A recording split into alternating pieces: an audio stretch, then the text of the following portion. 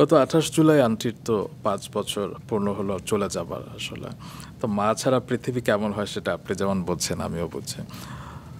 কোন মুহূর্তে আসলে প্রাণহীন মনে হয় মা বাবাকে ছাড়া? প্রত্যেকটা মুহূর্ত। মা বাবা ছাড়া আসলে কি কারো জীবন ওরকম করে থাকে? না। কদিন আগেও আমার চাচাতো ভাই বোনদের মধ্যে সবচেয়ে বড় বোন আমার লীরা আপা, আমাদের কাছে সে পারফেক্ট একটা মানুষ এবং তাই আসলেই তাই। কি নাই তার রান্না বান্না কথাবার্তা মানে ইয়েতে আমাদের সবাইকে দাওয়াত করেছিল, একসাথে হয়েছিলাম আমরা। আমার 3টা চাচি আছেন, 3জন চাচি ওখানে একটাই কথা বারবার বলছিল, তোর মাকে মিস করি। আমার মা আমার মানে বাবাদের ফ্যামিলিতে 5 ভাই, আমার বাবারা 5টা বউ আর কি, আমারা 5 যা। তো 2জন চলে গেছে রিসেন্ট, আমার বড় চাচিটাও চলে গেছেন, উনি লন্ডনে মারা গেছেন।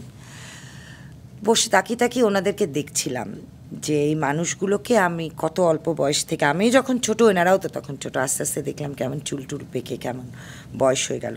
ভীষণ কষ্ট লাগে, বিশ্বাস করো ভীষণ কষ্ট লাগে। তো বাবা মা ছাড়া একটা মুহূর্ত নাই। আমাকে আসলে তোমাকে বলার কিছু নেই, আমি জানি তুমিও তোমার মাকে সেরকম করে মিস করো। ওরকম প্রাণ আসলেই প্রাণহীন।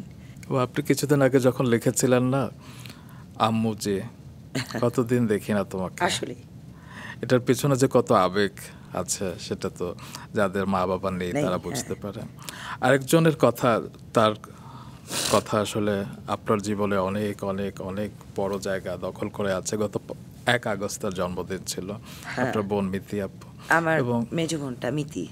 তাকেও আমরা 17 সালের 29 ডিসেম্বর হারিয়েছিলাম। সেই জায়গাটা কি মনে আছে? কাছের মানুষদের বিশেষ দিনগুলো তো মনে থেকেই যায়। আসলে সেই জায়গাটা কি পূর্ণ হয়েছে সম্ভব রোমান? না, শোক কি একটু হালকা হয় না?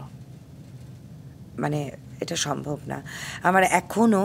আমি জানি ভেতরে ও নাই, এখনও অনেক কাজের, যেদিন আমার অনেক কাজ থাকে, অনেক ঝামেলা থাকে, এমন হয় জানো, সারাদিন পরে আমার মনে হয় যে উফ আল্লাহ, কাজ শেষ হলো, 1 কাপ কফি নিয়ে বসে আরাম করে একটু মিতিকে ফোন করে কথা বলবো, জানো।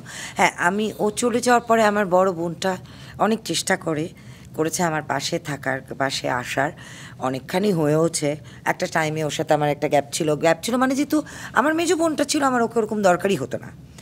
এখন ওই জায়গা থেকে ও নিজে আমার কাছে অনেকখানি এসেছে, আমি বলবো। তবে আমার মেজো বোনটা তো আমার মেজো বোনই, ও তো ওই ছোটটাও যেমন আগে একটু একরকম ভয় পেত প্রিয়াঙ্কা আমাকে, 11 বছর, হ্যাঁ 11 বছরের ছোট। আজকাল দেখি যে অনেক গল্প করে, অনেক শেয়ার করে, অনেক কিছু। আমি ওইটুকুতেই খুশি যে দেখো একটা বয়সের পরে তো বোনরা মানে ওরকম করে বড় বোন ছোট বোন থাকে না, বন্ধু হয়ে যায়। আমিও চাই, কিন্তু আমার মেজো বোনটা তো মেজো বোনই, ও তাই থেকে যাবে সবসময়। অবশ্য।